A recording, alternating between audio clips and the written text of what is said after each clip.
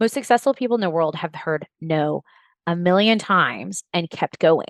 That's how they got there. They didn't get there because they took the path of least resistance. They didn't get there by having everybody just love them and fall all over them. They got there through a lot of closed doors that they just kept knocking on. Are you overwhelmed by motherhood and barely keeping your head above water? Are you confused and frustrated by how all the other moms make it look so easy? You can't figure out how to manage the chaos in your mind, your home, or your family. I get you, mama.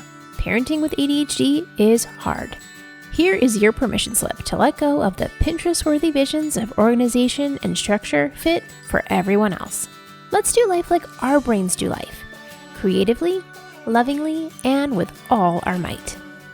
When we embrace who we are and how our brains work, we can figure out how to live our lives successfully and, in turn, lead our families well. At the end of the day, we just want to be good moms. But, spoiler alert, you are already a great mom. ADHD does not mean you're doomed to be a hot mess, mama. You can rewrite your story from shame spiral to success story. And I'll be right here beside you to cheer you on. Welcome to Motherhood in ADHD.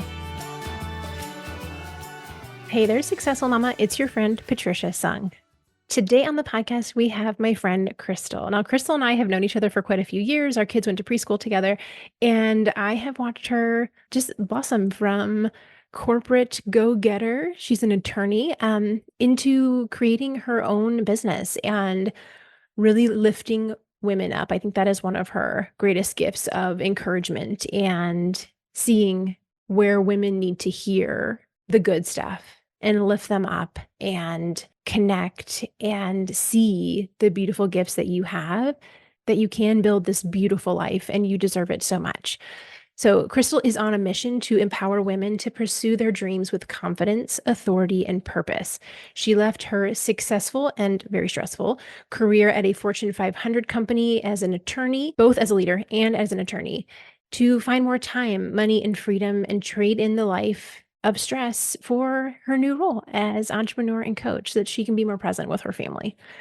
She helps other women define their own path to success, wealth, and health so that you too can have the joy, faith, and freedom that she's created for herself. She believes that everyone can build the dream and find true satisfaction and fulfillment. They just need to get clear on their dreams, build the courage, and find a little inspiration. And that is why she launched the Get Clear with Crystal Ware podcast. And there's over 100 episodes for you to go nosh on. And she recently launched a new website called The Well-Defined Woman, which you can find at thewelldefinedwoman.com, because you are made for more. So join her in creating that for yourself over there on her new website. Today, Crystal and I jump into, it was a really great conversation about going back to the basics, and she has some really great questions about how we support our kids. Then I asked her about how do we have those tough conversations with a boss or somebody in power when we feel like either we are being a people pleaser and we're not speaking up for ourselves, or we feel like we're bulldozing through and people aren't taking us seriously or they're misconstruing what we mean. How do we work on our communication skills to be able to have those tough conversations? And also the balancing of many roles in our lives, whether that's being a mom, a partner, working, having your own company. How do we balance those things when life gets busy? And a quick reminder that today's the last day to grab your early bird ticket. So if you haven't done that already, go to patriciasung.com/retreat, grab your ticket for the retreat that's coming up in the fall. And I cannot wait to see you in person. So I'm so excited for you to meet my friend, Crystal Ware. All right, y'all, we are doing a dual episode here. So we are attempting to meld together two styles and make it into one podcast. And so I'm like, welcome, Crystal, but also welcome me. Welcome, Patricia. Yes, which is exciting, right? Because everybody's busy. Your audience is largely either working moms, busy moms, whatever. Moms, ladies are busy. We have so many things that we have to do. So we are not any different, right, Patricia? We Right. have the same challenges. And so trying to make the best use of our time and get our audiences all this amazing information. Yeah. So we're going to attempt to fold the two together and do a double episode where it'll be on both of our podcasts. So as you listen to this on whichever one you started at, you can cross over and check out the other podcast and see what great things lie in past episodes. So if you can do like the one sentence introduction, because like I already did an intro, they already heard all your good stuff. But like in one sentence, what do you do? I help women achieve whatever their dream life is. So, that really looks like something different for everybody. And my goal is to help women believe that it's attainable because I believe it is. And now I want all of you to believe it is too. And so that's what it's about, just bringing the insights and based rooted in wealth and health. You can't have one without the other. And what about you? Ooh. I know all about you. We have known each other for several years, actually, everybody. So I know all about Patricia, but how do you summarize what you do for people? So I'm an ADHD coach for moms. So there's a lot of resources out there for parenting kids. I actually help mom. So when mom is struggling with ADHD, how do we get your life together so that you can actually enjoy it? Which is why I felt like we were a really great pairing because I want moms to know that they can live well with ADHD. It doesn't have to be this like awful cloud that hangs over your head all the time. Like, is it hard? Yes, it is. But we don't have to live in suffering, in burnout, in overwhelm. You can figure out the ways that work for you to be able to be really successful. And I don't even want to say like in spite of ADHD. It's like with your ADHD, you can be really successful with your ADHD. Yeah. And I really love that, Patricia, because I think it crosses over for even women that may be undiagnosed or they don't maybe truly have ADHD. But the world that we're living in now is so busy and chaotic and crazy. We're inundated with information and activities and schedules that, like, I think the average mom has some of those feelings and challenges Mhm. regardless of whether they have ADHD. So I think these are going to be tools and resources that could be useful for everybody. Yeah, and when we talk about like the things that really work for ADHD, a lot of those tenets still follow for everyone. One of my favorite questions is like, how do you make this easier for yourself? That question works for everybody. There's always ways to make something easier for yourself. And a lot of times we've just done it that way forever, or because our mom did it that way, or because our boss told us to do it that way. And when we critically thinking, look at it and say, like, how do I make this easier for me? Anybody can use those kinds of strategies to make life better because we don't have to suffer as moms. We have too much to do. There's too much going on. We're trying to help all the people. We don't need to do it from a place of pain, suffering, martyrdom. Absolutely not. I couldn't agree more. The other thing I wanted to make sure, in case people were questioning, is I know you primarily work with moms that have some form of ADHD or other issues in that realm, but do you also help moms with kids that have ADHD that may be struggling? Yes, because most of the time, if you have ADHD, there's a pretty good chance your kids do too. So if you have ADHD, the chance that your kids have it is 50 to 70%, which is way more than the average. They think it's somewhere like 5. I think it's closer to 10% of people who have it. So if you have it, your kid probably does too. Got it. Well, I think that's really helpful because I know it seems like pretty prevalent, especially amongst little boys in elementary school. And that can be challenging also. Just how do you handle a child that may be struggling and how that wears on people? So, yeah, excited to dive in and talk about all these amazing things with you. Me too. And I think it's so hard as a mom because you always want your kid to do well. And when your kid is struggling and you don't know why and you can't figure out the solutions, it pretty much takes over your focus. And all of a sudden, everything else falls to the back burner and you're like, I got to help my kid. So to me, like the two go hand in hand is that I'm here to help mom, but like very aware that when your kid's struggling, all of a sudden that's moved up to first place on the priority list. So Yeah. Well, and I think they go hand in hand because it's like, as a mom, what are the solutions? How do you parent a child that is struggling or, has different emotional needs? And like, what are those tools and resources? And those are, it's not like we have training books that we come with, where's everybody's the style instruction is different. manual? Yes. Yeah. So I guess let's go ahead. Like, I'll just jump in there of like, when your kid is struggling, like, what do you look for? And specifically, like, when it comes to ADHD, there's so many different ways that it shows up for people. So, like, the way it's going to show up in one person is going to be totally different than how it shows up in another person. There's a lot of themes, but there's not like some like one telltale sign of like, if you just have this one thing, it's like, no, it's a complex neurodevelopmental disorder, and it shows up differently for everyone. So like we all know the classic little kid who's bouncing off the walls, doesn't pay attention, is, driving everyone bonkers around them. And then we're like, oh, that kid obviously has ADHD. But where we don't often notice it is in the more inattentive side. So the students who are doodling or daydreaming, and especially you'll see this tends to be more in women, but not necessarily. Like it's not to say that there aren't little boys who also fall in the inattentive category, which means those little boys also, they grow up to be adults. So this is like across the board. People who are more on the inattentive side of ADHD are the doodlers, the dreamers, but there's also the side of like the chatty Cathys, the perfectionists, the overachievers. ADHD doesn't side with certain traits. It's not only for people who are rich or poor or smart or not that smart. Like there's no group of people who are safe from not having ADHD. So it's like if you're a smart person, you figure out the coping mechanisms that work for you and you figure out how to make it work. You get by. And usually where we see it pop up is when there's been either some kind of hormonal change. So we see it in like when girls get their periods, when you become a mom. So matrescence, when you're going through menopause, for boys in puberty. So you see it in these hormonal changes, but also when you have a large life change. So it can be things like when you have a baby, all of a sudden your life is very different, or you move from high school to college, because in high school, things are very prescribed for you. There's a lot of instruction, first period, second period, third period. You go to college and it's like, did you show up for 9 a.m. class? No one's going to check. Like there's a huge shift in like the structure and how your life is running in a new job.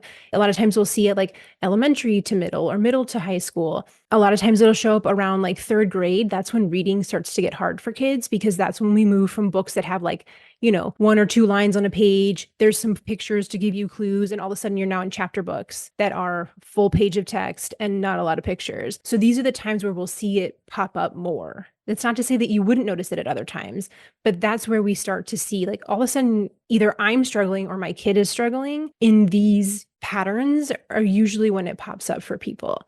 So it's not just the people who can't sit still. It's the ones who are overthinkers. It's the ones who have intrusive thoughts. It's the ones who are anxious, the ones that are struggling with depression. Like there's just so much more to it than just, hey, I can't pay attention in class. Absolutely. Absolutely. Well, I wanted to dive in to one question that I think is the hard to answer question, but specifically with kids. I know you have resources for moms that want to, get their life together, get more organized, have an easier way, and don't necessarily want medication. What is your feeling about medication for kids? So generally speaking, they recommend that you don't start medication until after 5. So when kids are younger than 5, they generally won't recommend medication. The way I look at medication is that, first of all, it's one tool. It's only one tool. You have to have all the other pieces in place to make the most difference. So even if we sort out the medicine, there's still a lot of other skills that we need to have. Like there's a saying, pills don't give skills. Like just because you have the medicine that works for you doesn't mean that you then know how to like organize a research paper or how to clean your bedroom. The pills don't give you skills. What it does is it creates an environment where it is now easier, and not easier for everyone else, easier for you, hopefully leveling the playing field. So something that was really difficult for you before is now easier, so that it's not quite as difficult as it was, but it's not going to be as easy for somebody who doesn't have ADHD. So we're just evening the playing field out. So it's just one tool. But given that, like it's an extremely helpful tool. And my like blanket advice, and it's different for everyone. And I can't say like your family might be very anti-medicine and be like, well, this is it. Take this with a grain of salt. Is that medicine is a really, really helpful tool. And most people don't go find this very helpful tool until the doo-doo has hit the fan. And now you're trying to fix everything else that's on fire and find the right medicine. And that's a lot to handle at the same time. So if you have the option to do it earlier, I would say try the medicine, figure out what works for you. And if you decide it's not for you, cool. But you've got it in your back pocket to know this medicine works for me, this dose works for me, or this medicine works for my kid, this dose works for my kid. I understand how the insurance works. And you have that tool sitting there. And if you feel like it's not needed at that time, great, but you have it there. The problem is it's a really long process to get the diagnosis, find the right doctor, get all the insurance stuff, worked out. Like by the time you get through all that and you start even testing different medicines, it's been several months while things have been on fire and you're trying to help your kid.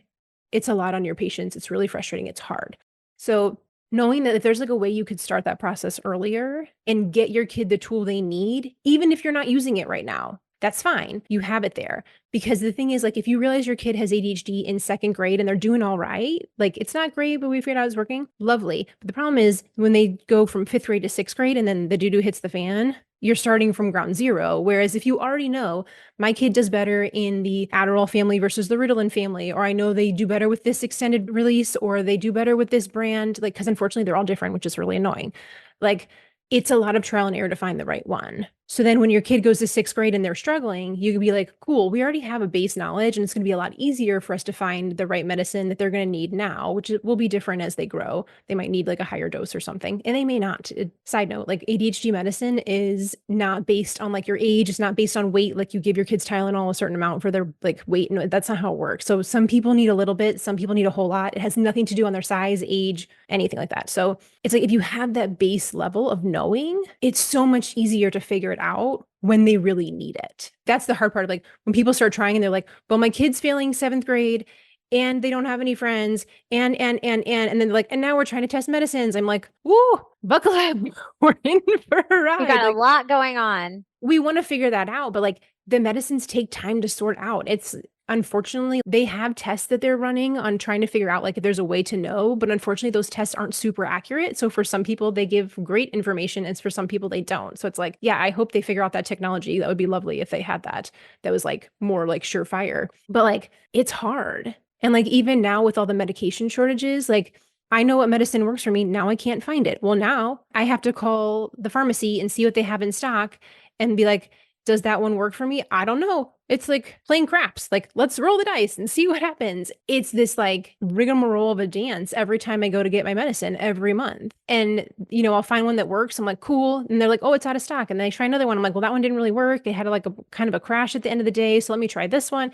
It's just, that's really hard. So if you can sort that out when it's not dire, it's so much easier than trying to do it in there. So moral of the story, I think everyone should try it, know if it works for you, because some people it doesn't help. It's a small percentage, but it's something like 15% of people don't have any assistance by medication. But like know if it helps, have some background of understanding what works for you so that when you need it, it's there.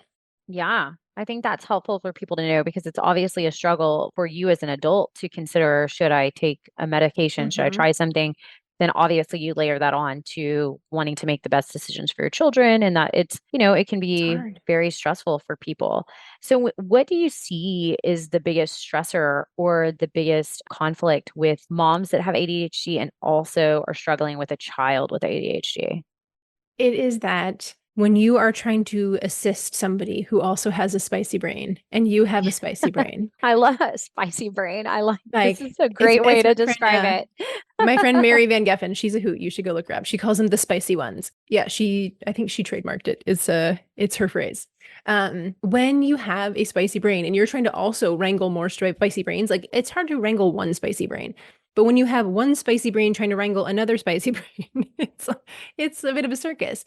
And when we're trying to teach our kids things that we don't really do well ourselves, it's Hmm. really frustrating because a lot of times when you go to the doctor and you get your kid diagnosed, they're like, here's what your kid needs. And they list out all these things that you're like, I don't do those for me. I Yeah. don't know how to do those things, but you want me to do them for somebody else. Like, what? So, like, that's why I teach moms the skills that I do because we're the ones expected to be able to teach our kids the things that we ourselves are struggling. I mean, the apple didn't fall far from the tree. And so, we have to be centered and grounded and know what works for us and have that toolkit built for ourselves for us to be able to do that for somebody else. And a Yeah. lot of times as moms, we'll be like, no, I'll be fine. Let me just figure this out for my kid. And it's like, I understand that as a mom. I know you're like, but my kid's more important. I got to help them first. But it's like the whole oxygen mask. Like when you're on the airplane, they're always like, especially I fly Southwest, the flight attendant literally always comes over and she's like, you have to put your mask on first. And she makes you give the like head nod. Like, if you can't function, you can't teach someone else to function. It's literally not possible. And somehow we think as moms, we're like, it's cool. I'm juggling all the things. Sure, I'll figure it out. Like when you take care of you, that ripple out effect makes it so much better for your kids. So it can't just be, I'm going to do everything for my kid and I'll figure myself out later. It's so much like it's like swimming upstream. Well, that makes me think of I've taken to writing. My husband always does morning drop off, and I've taken in the last few months to going with them. And so we listen to music. The kids love to jam. And there's this new song, if you guys haven't listened to it, called Sunday Best by Surfaces, which I thought was a silly name for a band, but apparently the Gen Z folks love that name, The Surfaces. Anyway, part of it's like always blessed, never stressed. And I was like, Mhm. guys, is this what mom needs to take in a little more? Like, I am blessed. Now I need to not be stressed. I'm Yeah. running around like a crazy person. That's just like my personality.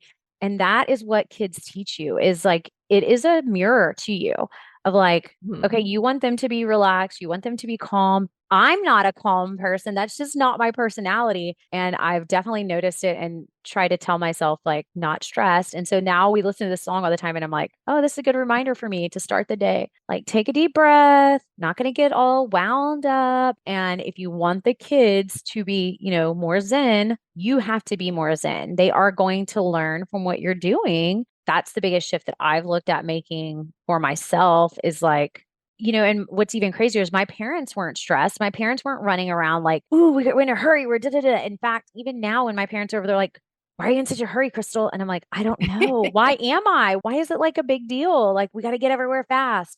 And so I think that's good advice. I mean, it's just such a good analogy to say we have to put our oxygen mask on first and that they're going to learn what we teach them. Yeah. I think it's important to know, like, if your personality is big energy, go get 'em, like, we're not trying to squash that. What we're trying to do is make that feel easier for you. Like, you can Yeah, be big energy and not stressed. right. You can go hard and not be stressed about it. And a lot of times we just smoosh all those things together into one category and you don't have to. Like, because I am a very like type A, I'm an Enneagram 1, like I like things to be the way I want them to be. And like I'm not trying to change who I am, but I don't want my stress level to be embedded into my children. So how do I make sure that I teach them excellence? And also like, but we don't have to be running around like a chicken with our head cut off Yeah. and screeching at everybody. Like, it's a hard balance to learn. And as moms, when we're not taking care of ourselves, that stress level just is constantly butting up against everything because there's always another permission slip to fill out. There's always another thing after school. There's always another like nap time looming that, like, if I don't get this kid to bed, then we know it's going to ruin the afternoon. Blah, blah, blah. Like, there's always something else coming as moms. So it's on us to drive the environment. Like, that's really like why I came back to working with moms after teaching. Like, I always thought I would go back to the classroom after my kids were older. And I now know from teaching, it's like, I mean, I have your kid for 45 minutes, or if they're in elementary school all day, like in the school hours, but like they're still home with you more than Hmm. they're with me. So when mom is in a good place, the entire family can be in a good place. But when mom's not well, the whole family is struggling and it's obvious. Well, I wanted to go back to something you said because I wonder if this is something you've talked about before or something that other people have had difficulty with. But you said you're an Enneagram 1, you like things how you like them, you like things orderly. Did you struggle with as the kids got older? Obviously they have their own personality, they have their own way. Did you struggle with just the house in general of like, no, no, we don't do it this way. No, no, we don't put that there. Of like having not just a husband, but now you have multiple children and you can't control the whole house. Was You that a can't. struggle for you? For sure. And it's often that I have to ask myself, like, does this really matter? Yes. Am I teaching my kids how to do this well in a way that works for them? Or am I trying to smash like my opinion on them of how this should go? Because I have my two boys. One is definitely more like me. He looks just like my husband, but his personality is me. And my other one is so like happy go lucky. Everything's great. Like, he's the one who, like, as soon as he sees that you're a little bit sad, he's the one who runs up and is like, I love you so much. You're the best mommy there ever was. Like, he's ready to like cheer you up. And he's not an organized person, Yeah. but he's like the cheerleader of the family. And I constantly have to tell myself, like, what works for me is not going to work for him because that's not his priority. His priority is not that everything needs to be orderly. So when I start getting over the top I remind myself to like look at my kids in their eyes and like really be present in the moment and be like, Patricia, does this really matter? And like I wish I could say I always remember. Sometimes I wish I had remembered an hour ago, and like that's on me and I'm working on that. But as soon as I can remind myself like what really matters here? Is this important? Then I can circle back to like the goal of I'm trying to raise them to be great people, not Mhm. necessarily to do it exactly like I do it. Yeah, the reminder I have for myself is we want to be happy and enjoying what we're doing. Like whatever that is always my goal in life. And that's still, the kind of thing that I want to teach other women. It's like, how do you create a life that you love and that you enjoy?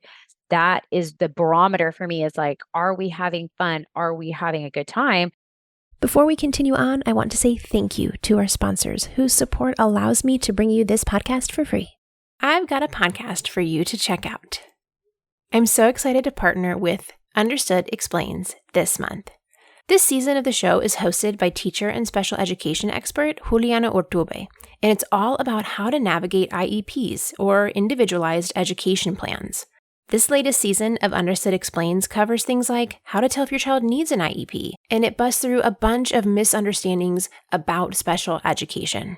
I especially appreciated the episode that explained the difference between 504s and IEPs, because when you are the one advocating for your child, the more knowledge that you have on this confusing subject, the more confident you will feel in being able to advocate for your child. All of this season's episodes are available both in English y Español. So if you have a child who you think might need an IEP, or maybe your child's IEP is ready to be updated for the upcoming year, here in your podcast app, search for Understood Explains and add it to your downloaded episodes so that you can take a listen later today. Again, that's Understood Explains right here in your podcast app. So my oldest son who struggles with, I would say, emotional regulation related to ADHD, he's very organized. He is on top of his stuff for the most part, but emotional regulation, and that's what I talk to him about all the time is like, is this fun? Are you feeling happy? If it's not, why are you letting these feelings and these negative thoughts on things that really don't matter in the big picture? And that's hard for somebody that doesn't have a worldview like an adult worldview, right? And I remember when I was a kid and little things bother you. But that's the thing that, like, when I'm getting spun up about something, it's almost always trivial, right? It's like we're not getting upset about the world falling down or my house is literally on fire. We're getting upset about dumb things in reality that are just started like this. And then it's like the tornado spiral to the top. Mm-hmm. And it's like, am I about to let this impact my day, overshadow what we're doing? Does this really matter? And it always comes back to me about like the happiness. Like I want to be happy, and happiness is a choice. Truly, we can be grateful and we can feel happiness even when things are not going our way. Yeah. And I think emotion regulation is like part of ADHD that's the most difficult and the part that's not talked about. I guess it's talked about the least. Like when we kick into gear, when we're upset, it's really hard to turn off that train. Like it is blazing at 700 miles an hour. And the skills that I'm teaching and coaching, it's like we back up to like, you didn't just flip a switch. Something happened earlier in the day that like pushed you a little bit. Yes. And something else pushed a little bit. Then something else pushed a little bit. And when we have ADHD, we don't notice as we're moving through levels like 1, 2, 3, 4, 5, 6, 7, even 8, we really don't notice that things are starting to go wrong until like 8, 9, 10. And so when we can clue back into ourselves and notice, like, what does a 3 feel like? How do I know I'm getting bothered or upset or frustrated when it's like level 3 or 4? Because I can do something about it when it's at level 3 or 4. I can give myself space to go like, hey, I'm going to go step outside for a sec, or, do something fun, turn on the dance music with your kids, and that will change the environment and change your attitude. It's really hard to change when we're at 8, but when we have ADHD, we tend not to notice any of those beginning numbers.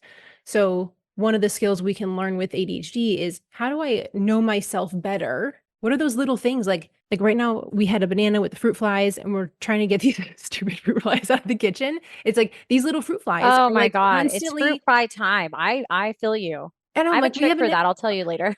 Okay, good. Because we've tried, I was on goodhousekeeping.com yesterday looking up 17 ways to catch the fruit flies. And so far, all of them are 0. 0 for 0 on the fruit flies, or a 0 for 20. I count 0 fruit flies. But it's like those little fruit flies are the things that are bothering us all day long. And yeah, you can deal with fruit flies number 1 through 47, and all of a sudden, fruit fly 48, I should have picked a different number, is like, I can't take it anymore. But that's because we didn't realize that we were getting bothered so much by all those things. And the cumulative effect means that now at bedtime, we're yelling at everybody. Yep. But if we had taken a few minutes for ourselves before the kids got off the bus, instead of running around furiously, rage cleaning because we realized we didn't get enough stuff done today, then we may have had capacity to get through the rest of the night. But we can't do that unless we understand like ourselves better and understanding what is using a lot of our energy, what is using a lot of our emotions, and cluing into those so that it's not volcano, disaster, tornado at the end. And that just made me think of something, Patricia, that I think is an interesting shift for a lot of working moms too. So, if you have a lot of your audience that are working moms, what I have also noticed in the transition since COVID, and I've shifted from being primarily working with people at office, even if I didn't have a long commute, but working here in my office, and then, usually working up until the kids get off the bus, you don't have a space, you don't have a time. And I think that can be impactful too, is like, no matter what, how your day is going, like I'm a positive person. I usually, just have fun. I enjoy what I'm doing. But there are always a little annoyances along the way that you just take in stride. It's no big deal, especially if you're home primarily by yourself and you don't have anybody else to really get ramped up with. But then to your point, you may not have noticed that you are getting slight frustrations that build up. And then your kids come home and, it's chaos or whatever is going on. And all of a sudden you're like over the top. Yeah. And that is what I've realized can be hard for me. And I'm sure that a lot of other moms are struggling with that, is like, how do you give yourself just a little bit of a break, walk outside, ground into the earth or whatever it is that works for you, and just have that separation. But I would imagine that a lot of other working moms that have gone remote, that can be a challenge too, because you don't realize with that little drive commute, zone out, listen to music, and how that kind of just gets you in a better headspace before you get home. And then, as I call it, the second job begins. I don't know about you, but I thought when the kids were little and our kids went to preschool together, guys, I thought that things would get easier when they went to elementary school. You didn't have to deal with nap time. You didn't have to deal with other things like that. But their schedules are crazy. So it's like literally a second job at 3 p.m. Yeah. I think COVID really highlighted that, where we all went from like wherever you were, you had that space to move from work time to mom mode. And I think like this is also the reason that being a stay-at-home mom is so hard, is because you're in mom/work mode all day. It doesn't end. There is no transition time.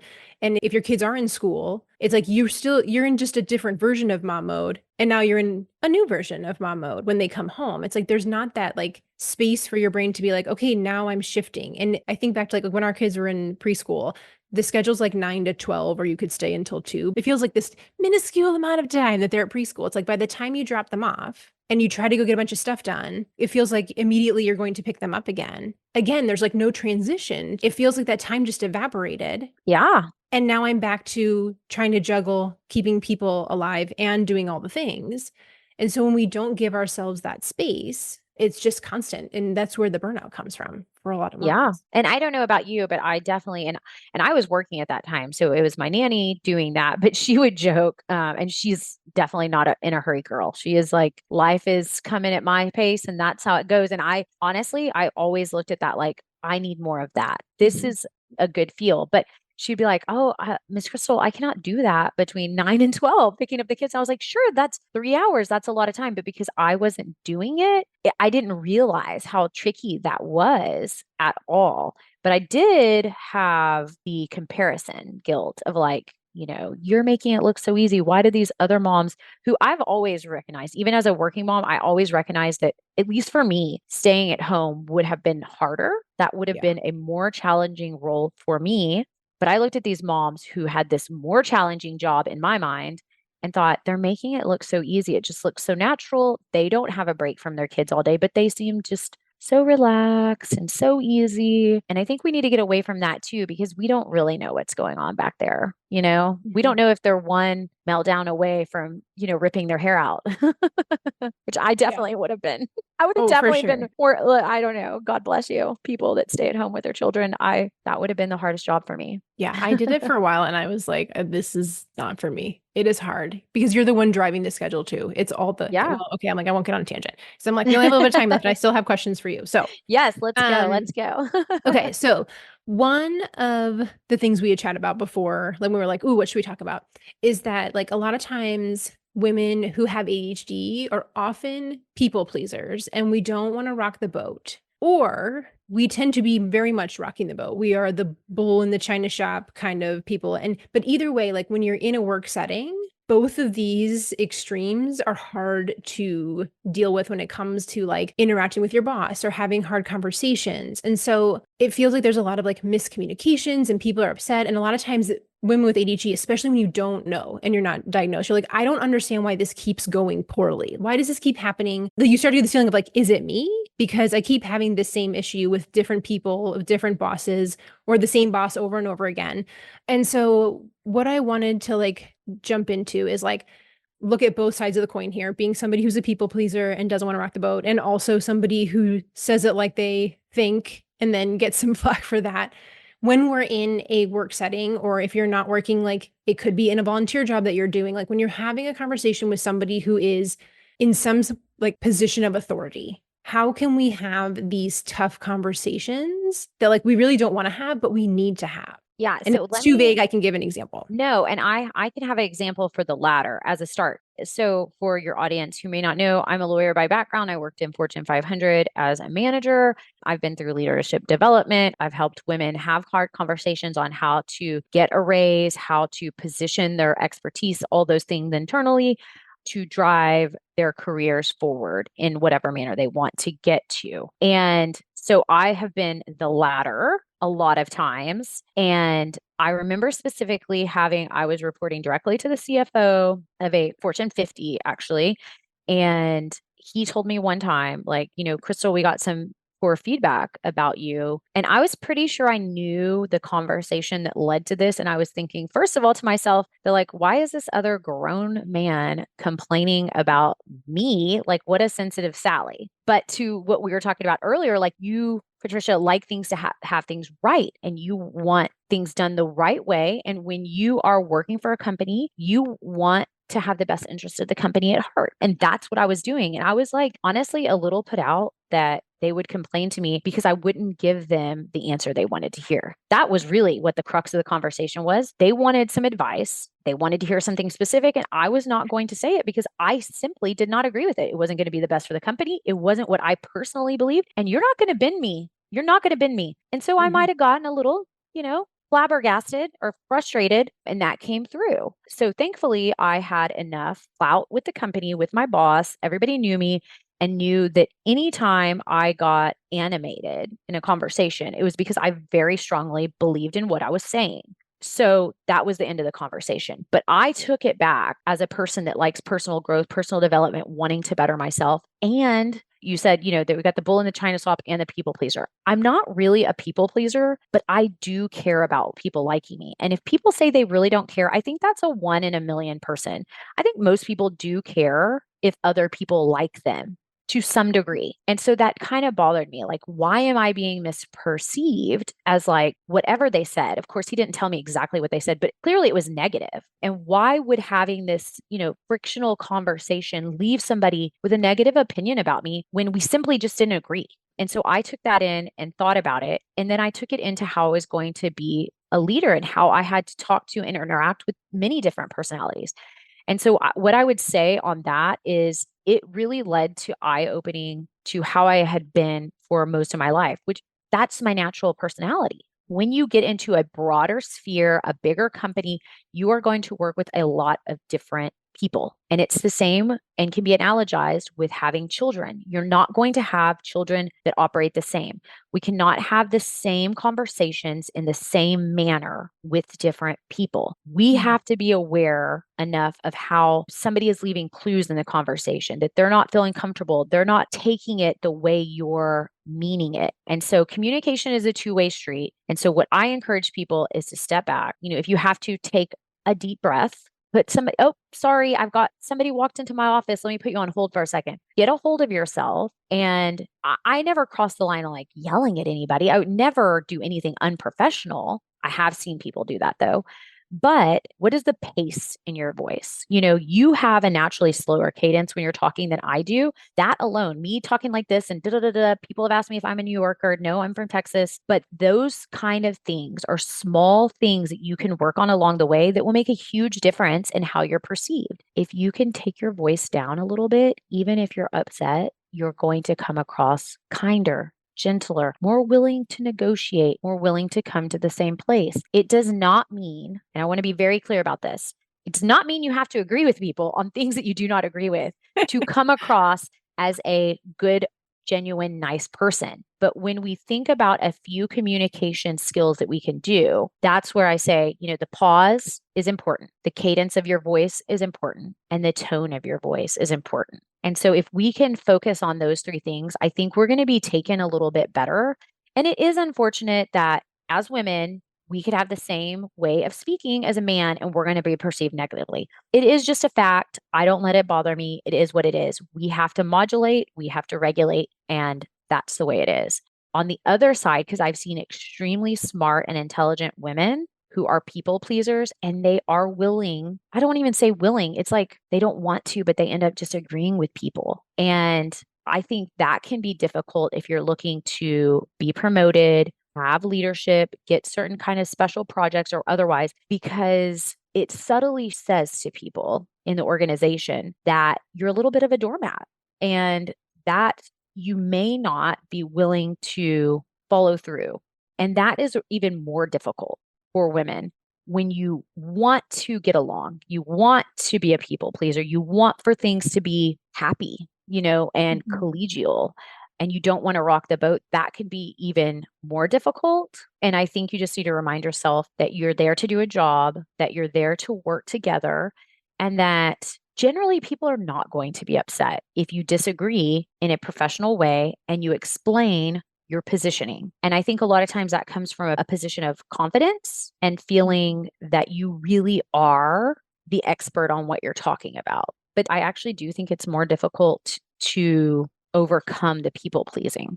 Yeah. I would say for me, I've had to do a lot of work in therapy to realize that I would change what I was doing because I was trying to control what the other person thought of me. And so I was doing what I thought they wanted. And I didn't realize that that's what I was doing, like deep down in the depths of childhood trauma. And so now that I've worked working through that, I don't know that I fully mastered it, but realizing that I don't have control over what other people think of me, no matter what I say. I can't control what they think of me because that comes from their perspective. It comes from their history, their experiences. So that's not anything that I can control. So if I can't control what they're going to think of me, then I may as well be me, because me changing to do something else still isn't going to get me the result I want. And so when we practice that in some low stakes ways, I used to do really silly things. Even if my food wasn't quite right, I'd be like, it's fine, I'll just eat it, I don't want to bother. No, practicing if you order something in a restaurant and it's wrong, saying, I'm so sorry, I ordered this with no cheese, would you please bring me one with no cheese? Or even you're at the coffee counter and you're like, excuse me, could I have a straw? Some people won't even interrupt the person to get a straw. Those little ways that you are practicing inconveniencing somebody, quote unquote, inconveniencing them, and seeing it's fine. That barista was totally happy to get you a straw. It did not bother them. Yes, maybe the waiter rolled his eyes when he got to the back, but if you really don't want cheese, it's okay. You can say you don't want cheese. That is a skill we may have to practice to be able to work through that. And it's just scary for those of us who have always opted for, I'd rather shrink back so that there's not conflict. Yeah. And it can be hard. I mean, I have some very good friends that are non-confrontational, and I joke to them about it sometimes, or I'll know that if we're about to have a moment and I push a little bit, it's okay. We're going to still be friends. We don't have to agree on everything. But those are the people that it makes me really upset to see, because I see them in the corporate sphere getting dumped on, the ones that are sometimes very, very brilliant, but they stay to the background. They are taking on a lot of work. Sometimes they're taking on a lot of work for a boss that is getting paid double and they're not doing anything because they're giving all their work to this person. And that's, I mean, at the end of the day, it is what is your personality and what is a fit for you. But if you're looking to move ahead, you have to have a voice of some sort. You have to work on a team and you have to be okay having a little bit of conflict. And I think those are great examples of how you can practice that because those are everyday things that we can just work on to see it's not a big deal. I'm just going to speak up for myself. It doesn't mean I'm getting angry or being mean, just advocating for yourself. And that is what we as women need to do on a regular basis to continue to propel ourselves forward.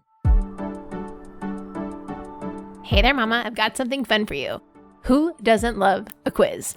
I want to know, which mama animal are you? Because you're not your average mama bear.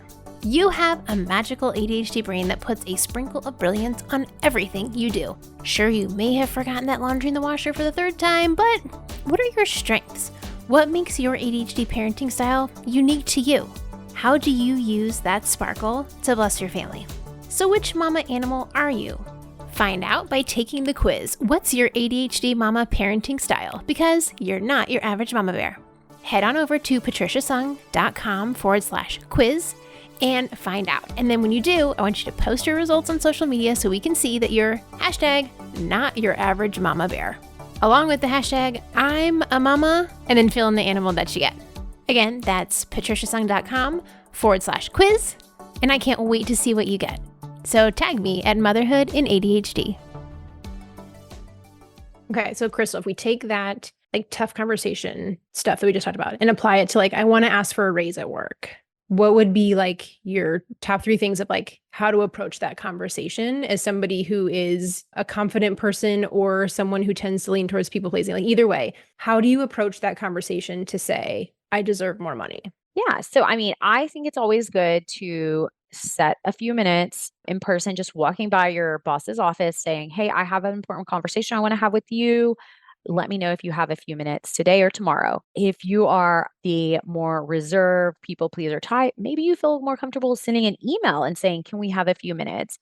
That's okay. I think regardless of which side you're on, it's important to have a few notes with you. So like if it's just 3 or 4 bullets, even more so for a more reserved person, they might be more confident to have those. But for somebody that is extremely big personality, the bull in China shop, I think the one thing that you're going to have to be conscientious of is you may not get an answer right then. And you need to realize that it's not going to benefit you to push, push, push in that moment. You can continually, subtly push for the background over the next couple of weeks, months. How are things? What will I need to do? But it's more about asking the questions. If you don't get the answer you want right away, what are the follow-ups? What can I do? How can I position myself? You're asking for clues, for them to give you clues on what they want to see so that they can advocate on your behalf. It's usually not going to be the next manager's ultimate decision. If you're a more soft-spoken, non-conflict type personality, you're going to need to have more data so that you feel confident, so that it's not really a conflict. You need to prove to yourself, there is no conflict here. These are the things that I have achieved. I deserve this. Why would there be conflict when I have these facts in front of me to show you?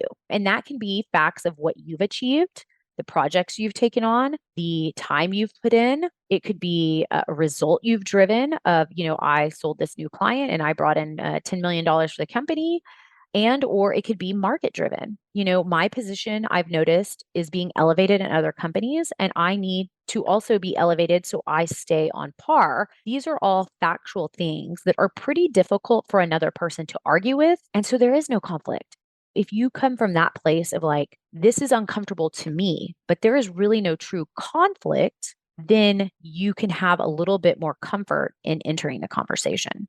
Do you recommend having that conversation just around like the, annual review time? Or is this something that we should be talking about like throughout the year? I'll give you the great lawyerly answer. It depends. It's always easier to get a raise during the annual review time. But I say start the conversation. If you know you're going to want more than the 2, 3, 4%, the average, and you feel you deserve and you have the support for that, start 2 or 3 months before, because usually the formal process is like 4 to 6 weeks and they kind of already know. So give your boss the opportunity to align things behind the scenes that will give you the best chance. And that's going to be doing it a little bit more in advance. However, if you are about to look for a new position within the company and you know you want a significant bump, or if you've just finished a project or brought on a new client, maybe those are good times. And those would be off cycle raises.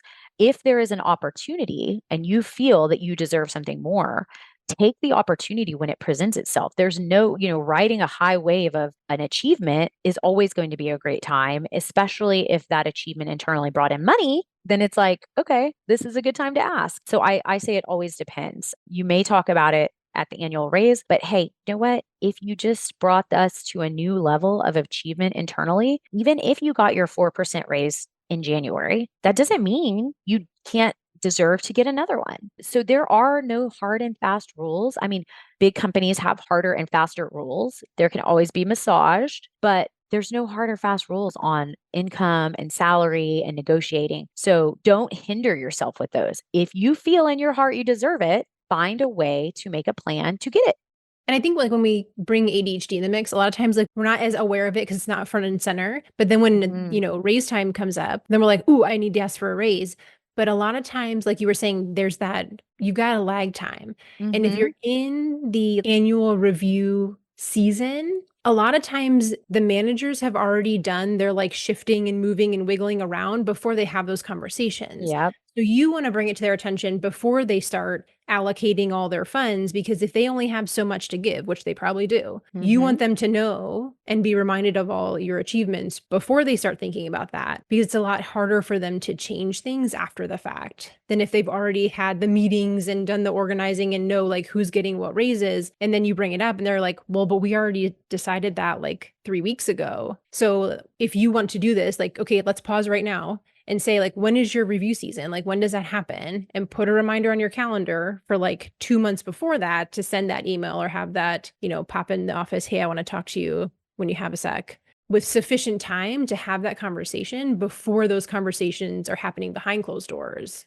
And I would say to the ADHD brain, don't overthink it. I know it's so, I literally overthink what kind of coffee I'm going to have. So I am not, this is like pot and kettle, right? I'm telling you this. I know it's not always easy, but don't overthink it. Just do it, like Nike says. Let them overthink it. You present the facts of how amazing, how brilliant you are, and let them figure out the rest. Don't talk yourself out of it. And so if it's on your heart and it's on your mind, also don't wait a month, because you're going to talk yourself out of it. So we've got to understand how our brains work, how we are negotiating with our own internal selves, and get beyond that. And I think that comes from just doing it and not giving ourselves too much time to get scared, to talk ourselves out of it, to compare ourselves to our colleagues. It's not you versus them. It's just you. Yeah. So you talk up you. Don't worry about what somebody else is doing. Don't worry about what your boss is going to think. Just ask. Yeah. And if you have that conversation, like literally tomorrow, even if they're like, well, we can't do raises for another 3 months, at least they know. You They know planted the it's on. seed. Yeah. Yeah. That's actually one of the things you said, Crystal, reminded me of this thing I've been telling myself for probably about the last year, is that I'm not going to take any opportunities off the table for myself. Like, I'm not going to be the one who says like, no, you can't do that. No, like they're not going to want you to be on their podcast. No, that person's not going to want to talk to you. Like, I'm not going to eliminate anything as a possibility before I even jump into it. Right. And that was a big shift for me to be like, wow, I was really like, you said, negotiating with myself out of things like before I even started. It was like, what? I'm the one who don't like, I realize cut it you're off before I doing it. started. Yeah, you don't realize you're doing it because it's so much subconscious thoughts going on. And that's why it's like, just ask. I know for the person that doesn't like conflict, getting a no feels like conflict to you. It's like, they don't like me. They don't want me. Da, da, da. It's not personal. It's just like, you presented them with the opportunity. They don't want to go with that. But if you don't ask, you will never get. So many times I find that women, even more so with ADHD, you're talking yourself out of things before you even know what the other person would think or say. And so it's like, just ask, don't overthink it. If it's a no, it's a no. So what? The most successful people in the world have heard no a million times and kept going. That's how they got there. They didn't get there because they took the path of least resistance. They didn't get there by having everybody just love them and fall all over them. They got there through a lot of closed doors that they just kept knocking on. Okay, I have one more question for you. Yeah. And then I don't know if you have any more for me. I posted in my community, like, hey, what kind of questions do y'all have for Crystal? And Katie asked for your advice on strategies of how do you balance work and family time, especially in the summer when the kids are home more and, schedules have shifted. How do you find balance in that season where things are starkly different from the school year?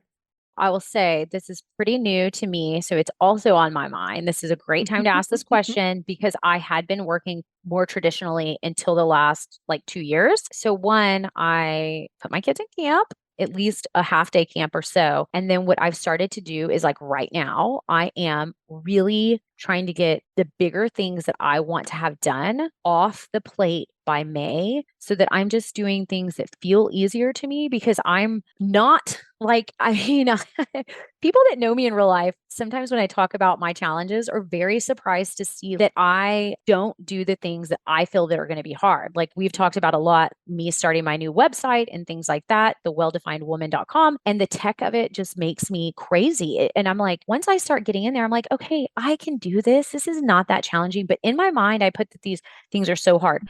So I try to do all those kind of things that I know I'm going to be resistant to before when I have the whole day to like get things done and then know that the easier stuff, the run of the mill stuff, I can do kind of like from my phone if we're at the park. And then I just have lower expectations. Like, this is the season of life. This is what I've chosen. This is what I believe for me, God wants me to be with my children more, to invest in them. And I have just got to have lower expectations for myself, which is very hard for me.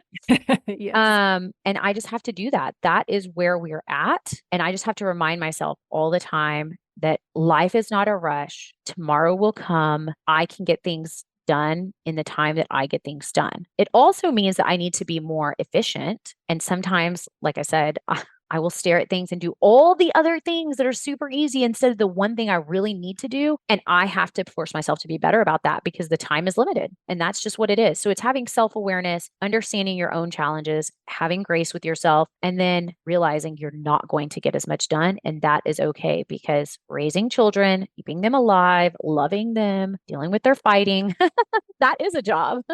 Yeah. I think this has been, for me, awesome, Patricia. I think that this has pulled up a lot of information. I think the only other thing that I had from my perspective that I think is helpful, again, for women with ADHD or without, is like, what is your biggest piece of advice for women that suffer from perfectionism? Ooh. So I have done a lot of personal work on perfectionism and realizing that it is a coping mechanism, something that kept you safe and took care of you for so long, but it's grown legs and run away in a way that if you feel like it's perfectionism, that it's not serving you like it was meant to originally.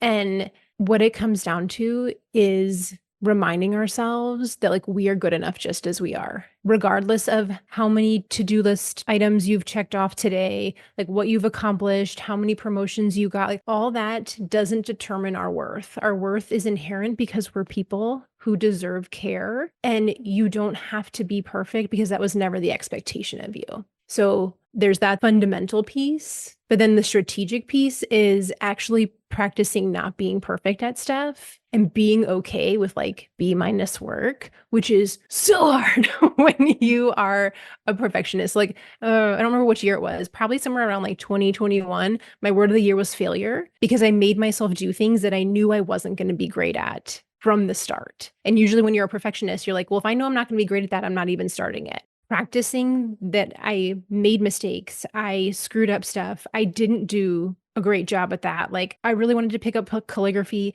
It looks gorgeous. I have not figured it out. The letters always look wonky. Like, it's okay. I tried it. It's not the hobby for me. And that's okay. Like, even in those little things of like, how can you practice like no risk failure? Calligraphy, no one's going to die if my letters aren't formed right. Like, that's just fun. But that's a way that I can practice it not being perfect. And there's no harm. So when you start to tell your brain, like, it's okay that I messed this up, I'm still okay. I'm still safe, even though I made these mistakes. that's how you can start to rewrite that narrative in your head that you have to be perfect all the time. Yeah. And just doing it. I mean, I would say that I started learning tennis in the last year and a half, and I didn't want to go to these classes because I was like, I'm going to be the worst. Well, guess what? I am pretty much the worst one in these drop-in classes, but I've gotten significantly better. So like if I didn't go because I was worried about what everybody else was going to say or how I perceived my performance and was I worthy of being in this group, I would not be playing as well as I am now. I mean, like somebody is always the worst at something. I mean, even like in professional golf, like there's somebody always at the bottom of the leaderboard. It just is what it is. Doesn't mean they don't deserve to be there. Yeah.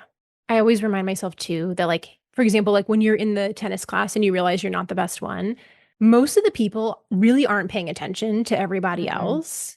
We just don't have capacity to pay that much attention to other people. But the people that are noticing that you're not doing a good job are probably the other perfectionists, which again, it's going back to like, that's their perspective because they're feeling like they have to be good at everything all the time. And that's a reflection on them, not on me. So I'm going to go out there. I actually took my first tennis lesson yesterday. Like, I am not good. And it like, is not easy. It's Tennis is not. hard. And I played softball. So like the whole angling the racket thing is a whole new world. And if someone else is making a comment about my terrible tennis skills, that's a reflection on them. It's not a reflection on me. I'm the one who's out here on the court trying to get better. Yeah. That's worth celebrating. Yeah. Not the person who's judging from the sidelines. So exactly. But that's been a long what time. What did I heard a saying the other day, and I think this is a prevalent thing, but it's like, you know, the only people that are going to stand around telling you shouldn't, couldn't, or aren't doing it well are the ones that are not doing it. The ones that are doing it are going to support you, celebrate you, and push you forward and encourage you to keep going. So do you want to listen to the naysayers or do you want to listen to the people that are out there doing it? I want my advice from the people on the court. Yeah, exactly. Well, I think this went well. And I think we have so much gold for everybody here. I know. There's so many times I kept jotting down like, ooh, that was a good one. Ooh, that was a good one. Yeah. But before we wrap up, I do want to ask you my lightning round questions. So okay, great. Super fast. Like literally don't think about it, just answer. And then at the end, we'll both tell everybody where to find us. And that way the ladies listening can connect. All right. Number 1, the best thing that I've read or listened to recently is? I always recommend, oh my gosh, the book, it's on my nightstand. Why do it's a fable. Oh, it's going to drive me crazy. I'm not good at remembering things. I only remember things that are like totally important. But I recommend this book for everybody, and I will give it to you and we can put it in the show notes. I read it every year because I just think it helps you. What is your destiny? Where are you going? And it's a short 120 page or something book, but it sold like 100 million copies. That's going to drive me crazy. That's okay. We'll put it in the show notes. All right. Number 2, my most boring about me fact is? I hate doing the dishes. Like literally hate doing the dishes. And so I let everybody else do the dishes. Number 3, when I'm having a rough day, my go-to quote, song, poem, book, podcast, activity, whatever is? I try to sit in the sun and remind myself that I am grateful, that I am blessed, and that God gave me a purpose. And you're living it. Okay. Number 4, don't tell anyone I. It's an adult show, right? Don't tell anybody I read slightly smutty books. Number 5, if I had a magic fairy wand for one spell, I would give myself triple patience. That's a good one. Okay. And number 6, my best piece of advice for mamas with ADHD is? Grace. Just give yourself grace. Every day is a new day, and be patient with yourself and not too hard on yourself. Okay. So now tell the moms, where can they find you? I am, for people that, you know, are into building a career, business, whatever it is, I am pretty active on LinkedIn, Crystal Ware Risk Strategist. And then I'm building out my new site. It is live, but it's not totally populated yet, but it is thewelldefinedwoman.com, where I want to encourage everybody to build the well-defined life that you deserve, that you are worth. And that looks different for everybody, but we all have a shared vision of making our dreams become a reality. And I'm also on Instagram, but, you know, kind of. What about you? Oh, where are you at? You can find me at patriciasung.com or motherhoodandadhd.com. So that's my handle on all my social media and everything as well. And you can head over to my website. There's patriciasung.com/toolkit.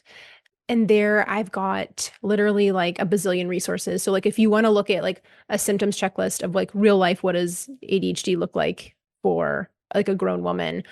there's so many things there. How to calm down. There's a whole pile of them. So go grab some support that's free. And I would love to see you at, like, we have a community that meets every Wednesday. We have a retreat coming up in October. So yeah, come meet your people. If this is all resounding with you, find the people that get you and make friends and find support. Like, we don't have to do this alone. So No, and I would say that is the biggest thing of where we are in the world is women having less community than we ever had in our lives. And so if you are feeling alone, there is a community for you somewhere. And I encourage you, if that is the biggest thing, the biggest blessing to me is like where we live, we have a good community.